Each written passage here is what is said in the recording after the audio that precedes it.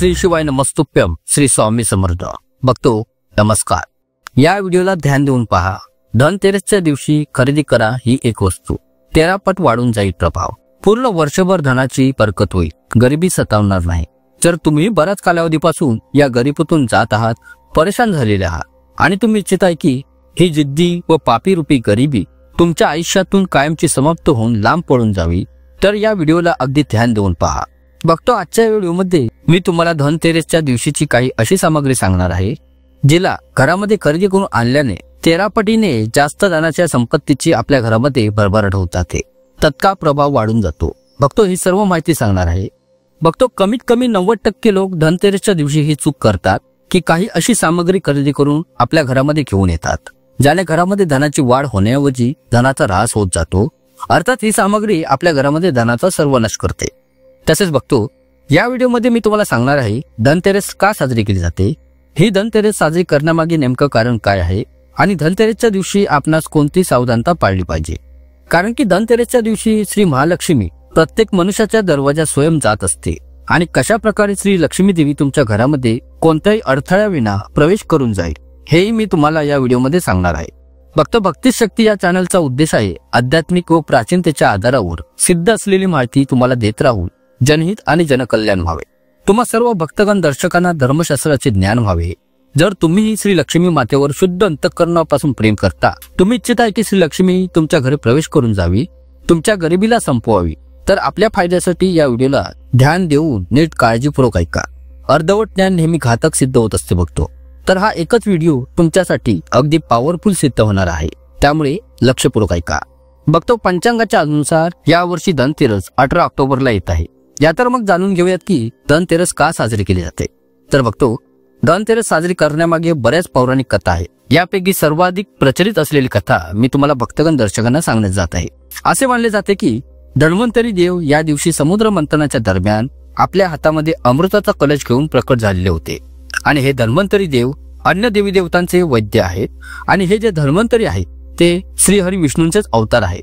पण आपल्यापैकी बऱ्याच लोकांना याविषयीची माहिती नसते, कारण की श्रीहरी विष्णूंना पालनहार बोलले जाते आणि धन्वंतरी कोण आहेत तर वैद्य आहेत.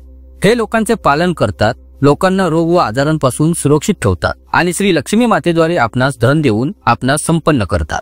बघतो या गोष्टीला तुमच्याशी कायम गाठ मारून ठेवा. या तर मग जाणून घेऊयात की या धनतेरसच्या पावन पर्वाच्या मागे नेमकी सनातनी धार्मिक सिद्ध कथा काय आहे. तर एकेकाळी श्रीहरी विष्णू मृत्यूलोकात विचरण करण्यासाठी जात होते, तेव्हा श्री लक्ष्मीने हे त्यांच्यासोबत जाण्यासाठी आग्रह केला. त्यावर श्रीहरी विष्णू बोलले की मी जे काही सांगेन ते तुला मान्य करायचे असेल तरच तू माझ्यासोबत येऊ शकते. श्री लक्ष्मीने हे स्वीकारत मान्य केले आणि श्रीहरी विष्णू लक्ष्मीसोबत या भूमंडळी पृथ्वीलोकात आले. काही वेळानंतर एका ठिकाणी थांबून श्रीहरी विष्णू लक्ष्मीला बोलले की जोपर्यंत मी जाऊन पुन्हा माघारी येत नाही तोपर्यंत तू इथेच थांबून राहा.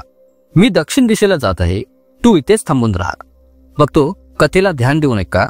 बघतो या कथेला ऐकल्या मात्राने व्यक्तीची गरिबी तसेच कंगाली संपून जाते असे शास्त्रांमध्ये लिहिलेले आहे.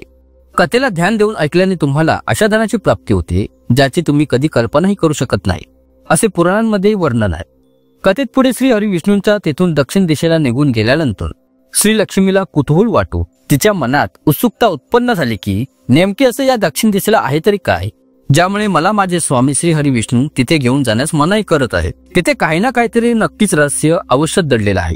अशा प्रकारचे कुठे ना कुठे काही प्रश्न श्री लक्ष्मी मातेच्या मनात उत्पन्न होऊ लागले आणि श्री लक्ष्मी मातेला राहावेना. जसे श्री हरी विष्णू निघाले तसे श्री लक्ष्मी माताही त्यांच्या मागोमाग निघाले. थोड्याच अंतरावर पोहोचतात तिथे तिला एक मोहरीचे शेत दिसून आले. तिथे बऱ्याच प्रमाणात वाऱ्याच्या झुळकीवर त्या शेतातील मोहरीचे फुले डुलत होती. श्री लक्ष्मी या शेतातील फुलांना पाहून मोहित झाली आणि तिने शेतात जाऊन तेथील फुलांचा सुगंध घेतला आणि ती सुगंधाने अतिप्रसन्न झाली. त्या फुलांना तोडून त्यांना आपल्या केसांत माळून लक्ष्मीने आपला शृंगार केला आणि श्री लक्ष्मी तिथून पुढे निघाले. बघतो कथेला ध्यान देऊन ऐका. अशी माहिती तुम्हाला पुन्हा ऐकण्यास मिळणार नाही. ही मी तुम्हाला यासाठी सांगतोय की आपल्या शास्त्रांमध्ये ही लिहिलेली आहे. पुढे जेव्हा श्री लक्ष्मी गेली तेव्हा तिला ऊसाचे शेत दिसले. त्यातील ऊस तिने तोडला व तिने ऊसाला खात खात त्यातील रसाचा स्वाद घेऊ लागली आणि नेमके त्या क्षणी तिथे श्री हरी विष्णू आले आणि लक्ष्मीला असे करत असताना पाहू तिच्यावर खूपच नाराज झाले आणि त्यांनी श्री लक्ष्मी मातेला श्राप दिला की मी तुला येथे येण्यास मनाई केली होती ना, पण तू ऐकली नाहीस. तू इथे या शेतात शेतकऱ्याच्या उसाला तोडून चोरी करून खात आहेस. हा अपराध तू आता करून बसलीस आणि आता तू याचे प्रायचित्त म्हणून या शेतकऱ्याची पुढील 12 वर्षापर्यंत सेवा करशील आणि यास तू तुझ्या शिक्षेच्या स्वरूपात स्वीकार कर. बघतो अशा प्रकारे श्रीहरी विष्णूंनी श्री लक्ष्मी मातेला श्राप दिला. असे बोलून श्रीहरी विष्णू लक्ष्मीवर नाराज होऊन तिथून अंतर्ध्यानी झाले. आपल्या क्षीरसागरी परत निघून गेले.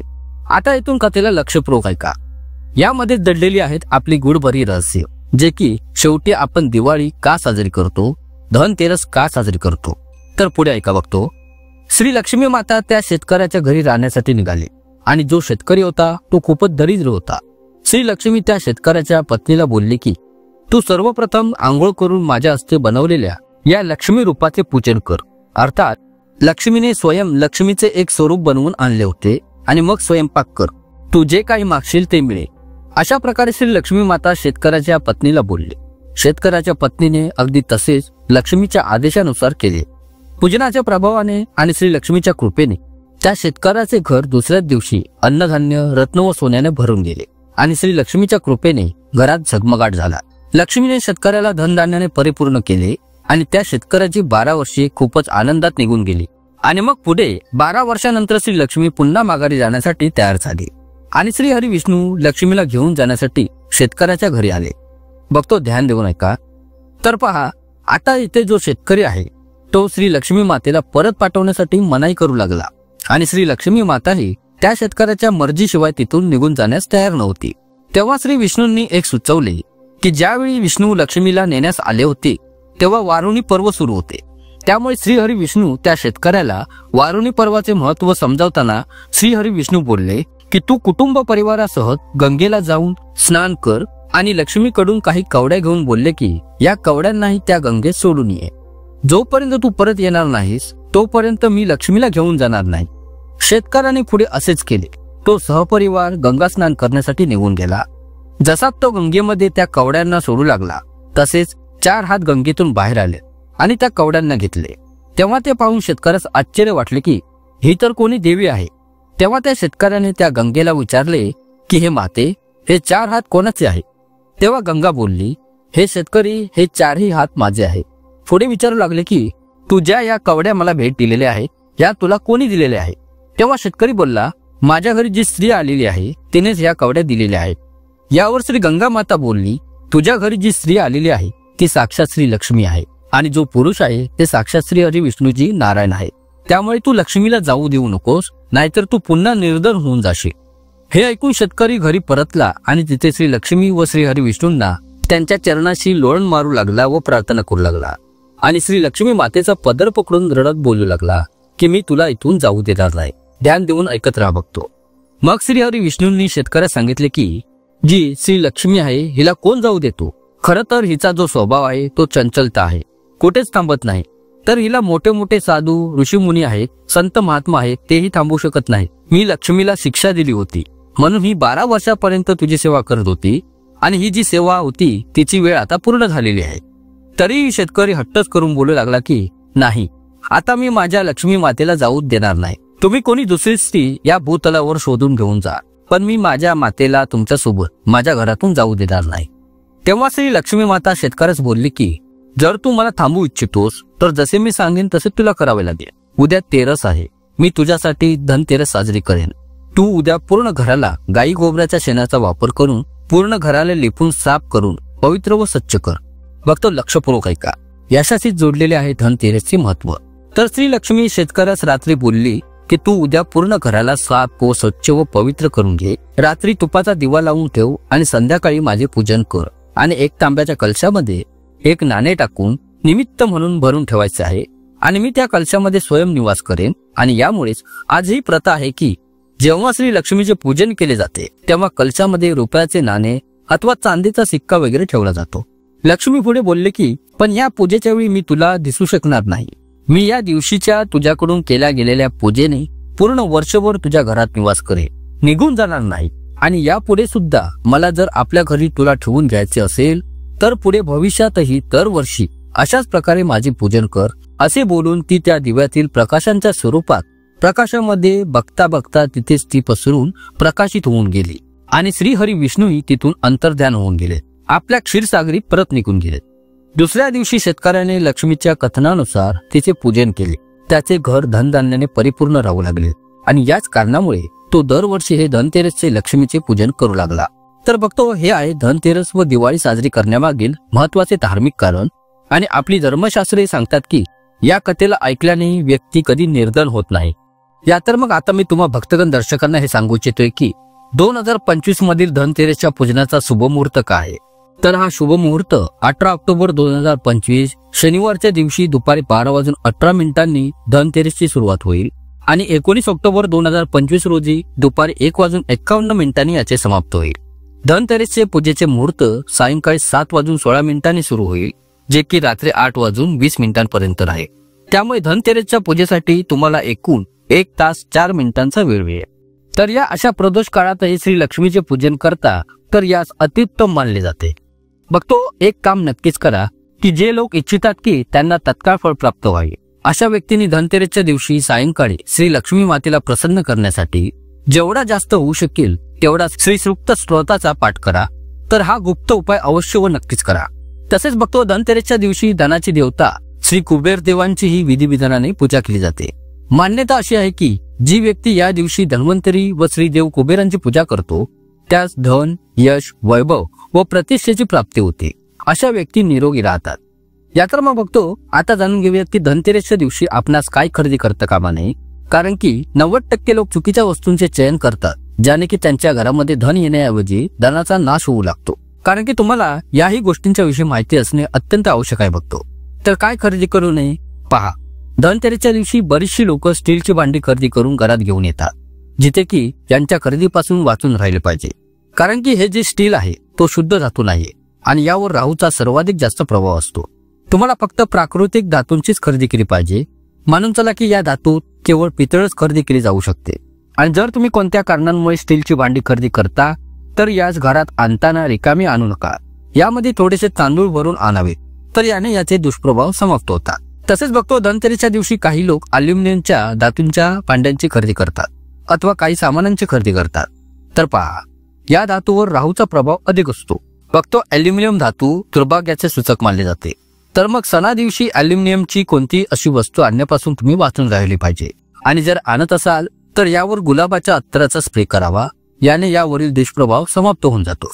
बघतो, ज्योतिषशास्त्राच्या अनुसार लोखंडाला शनीचे कारक मानले जाते. तर यामुळे लोखंडापासून बनलेल्या वस्तूंनाही धनतेरसच्या दिवशी खरेदी करू नये. आता बघतो, तुम्ही म्हणाल की दादा तुम्ही हे काय सांगत आहात, जेथे की गाडी, वाहन वगैरे खरेदी केली जातात ती लोखंडाचीच आहेत ना. तर पहा बघतो, लोखंडाच्या कोणत्या वस्तू तुम्हाला खरेदी करायच्या नाही, तर या टोकदार म्हणजेच की धारदार वस्तू, हत्यारे आहे यांची खरेदी करता कामा नये. वाहन हे लक्ष्मीचे स्वरूप असते आणि हत्यार हे काळाचे स्वरूप असते. या गोष्टीचे थोडीशी विशेष ध्यान ठेवा आणि तुम्ही वाहनाची खरेदी करू शकता. वाहनाची या दिवशी खरेदी करणे अतिउत्तम मानले जाते. बघतो, धनतेरसच्या दिवशी काही लोक प्लॅस्टिकच्या वस्तूंना खरेदी करून घेऊन येतात. इथे सांगू इच्छितोय की प्लॅस्टिक घराला बरकत देत नाही. घरात बरकत पाहिजे असेल तर प्लॅस्टिकची खरेदी धनतेरसच्या दिवशी करू नका. बघतो, मी आपणास पुढील महत्वाचे सांगत आहे. यास तुम्ही तुमच्याशी गाठ मारून ठेवा आणि मग मी तुम्हाला सांगणार आहे की तुम्हाला धनतेरसच्या दिवशी का आणले पाहिजे. तर महत्वाचे हे आहे की धनतेरसच्या दिवशी तुम्ही कोणते भांडे अथवा कोणती वस्तू खरेदी करून आणत आहात किंवा प्लॅन करत आहात, तर अशा वेळी ध्यान ठेवा की घरामध्ये कोणीही रिकामी वस्तू घेऊन येऊ नका. त्यामध्ये काही ना काहीतरी भरून नक्कीच आणावे, जसे की तांदूळ आहे, धने आहे. असे बोलले जाते की जर कोणीही व्यक्ती अथवा तुम्ही भांडे खरेदी करत आहात तर त्या भांड्यात कमीत कमी जास्त नाही पण 1 किलो धने टाकून अवश्य आणा. धने धनाचे प्रतीक मानले जातात. या तर मग बघतो, आता जाणून घेऊया की धनतेरसच्या दिवशी आपण काय खरेदी केली पाहिजे.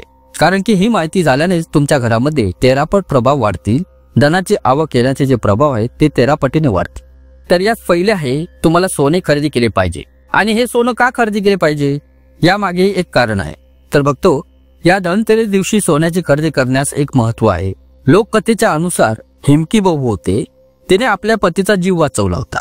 ज्या दिवशी तिला असे बोलले गेलेले होते की तो आपल्या विवाहाच्या 4थ्या दिवशी तिच्या पतीचा मृत्यू होता, असे एका ज्योतिषाने भविष्यकथन केलेले होते. तर त्या राणीने आपल्या पतीचा जीव वाचवण्यासाठी काही दिवे लावले आणि आपल्या घराच्या मुख्य प्रवेशद्वारावर चांदी व सोन्याचे आभूषण व काही सिक्के ठेवून दिले. त्या दागिन्यांच्या व सिक्क्यांच्या ढिगामधून परावर्तित होणाऱ्या प्रकाशाने स्वयं मृत्यूचे देवता यमराजांना त्यांच्या घरात प्रवेश करण्यापासून आणि राजाचा जीव घेण्यापासून रोखले. आता कसे रोखले हे ध्यान देऊ नका. जेव्हा यमराज सापाच्या रूपात राजाचा जीव घेण्यास आले तेव्हा तिथे त्या सोन्या चांदीचे सिक्के व दागिन्यांच्या ढिगाऱ्यातून एक असा झगमगीत प्रकाश चमकू लागला होता. तर या प्रकाशाच्या प्रभावाने ते सापरूपी यमराज आंधळे झाले आणि ते त्या राजाच्या मूर्तीचे वेळेचे पालन करू शकले नाही आणि तिथून त्या राजाला कोणतेच नुकसान न पोहोचवता माघारी निघून गेले. तेव्हापासून हे मानले जाते की हे सोनं जर तुम्ही या धनतेरसच्या दिवशी खरेदी करता तर हे तुमच्या घरात नकारात्मकतेपासून संरक्षण करते आणि त्यामुळे या दिवशी सोन्या चांदीच्या खरेदीला पवित्र मानले जाते. त्यामुळे या दिवशी जर तुम्ही कोणतीही नवीन वस्तू, कोरी वस्तू खरेदी करून घरात आणता तर त्याच्या चमकणाऱ्या प्रकाशाच्या गुणामुळे तुमच्या घरातील कोणती नकारात्मक शक्ती आंधळी होऊन घरातून निघून जाते किंवा मग बाहेरील कोणती नकारात्मक शक्ती तुमच्या घरात प्रवेश करू शकत नाही असे धर्मशास्त्रात वर्णन आहे. या दिवशी आपण झाडू खरेदी केली पाहिजे. बघतो मत्स्य पुराणाच्या अनुसार झाडूला श्री लक्ष्मीचे प्रतीक मानले जाते आणि तिथेच ब्रह्मसंहितामध्ये झाडूला घरातील शांतीला वाढवणारी आणि दारिद्र्याला घालवणारी मानले जाते. आणि एवढेच नव्हे तर बघतो मान्यता तर अशी आहे की जर धनतेरसच्या दिवशी ही झाडू आणली जाते तर धनासंबंधी सर्व परेशानींपासून मुक्ती मिळू लागते. हिला कधी घराच्या मुख्य दरवाजात ठेवू नका. हिला घरात नेहमीच लपवून ठेवले पाहिजे. बघतो ज्या व्यक्ती झाडूची जेवढी जास्त काळजी घेतात त्या व्यक्तीच्या जीवनात तेवढेच जास्त लक्ष्मीची कृपा आशीर्वाद प्राप्त होते. दिवाळीमध्ये मंदिराला ही झाडू दान केल्याने घरामध्ये लक्ष्मीची, धन संपत्तीची प्राप्ती होते. बघतो यानंतर आहे धने.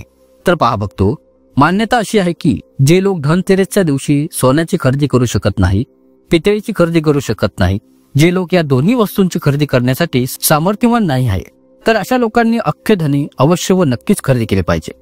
धनतेरसच्या दिवशी श्री धन्वंतरी देवांच्या चरणी धने अर्पण करण्याची परंपरा आहे. असे मानले जाते की धन्वंतरी देवाला धने अर्पण केल्याने धन्वंतरी देव त्या व्यक्तीच्या सर्व बाधांना दूर करतात आणि ज्या व्यक्ती रोग व आजाराने खाटीवर पडून आहेत आणि त्यांच्या हाताला स्पर्श करून घेऊन हे धने जर धन्वंतरी देवतेस अर्पण केले जातात तर त्या व्यक्तीचा आजार बरा होतो.